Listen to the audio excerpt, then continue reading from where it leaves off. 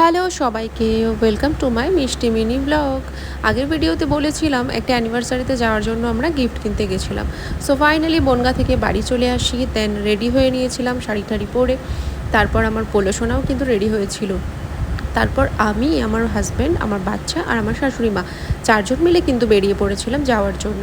আমাদেরই একটা দাদা বৌদির অ্যানিভার্সারিতে পার্টিতে আমরা গেছিলাম।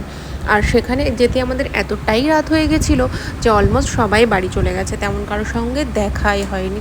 কী আর করা যাবে বলো তো, দুদিক সামলাতে গেলে তো এরকম অবস্থাই হয়। আর এই যে ছিল ঝিলিক, আমাদেরই একটা মেয়ে বলতে পারো না, আমার মেয়েই বলো।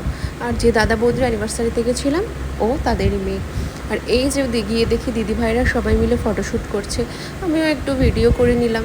দেন দেখো আমরা সব জায়েরা মিলে দাঁড়িয়ে পড়েছি ভিডিও ফটো করার জন্য। দেন চলে যাই ওপরে খাওয়া দাওয়া সেকশানে। যেহেতু রাত হয়ে গেছিলো তাই জন্য আর বেশি রাত করছিলাম না। আগে পলুকে খাওয়াবো, তারপর আমরা খাবো। এক এক করে খেতে খেতে অনেকটাই টাইম হয়ে যাবে, পরের দিন সকালে আবার অফিস।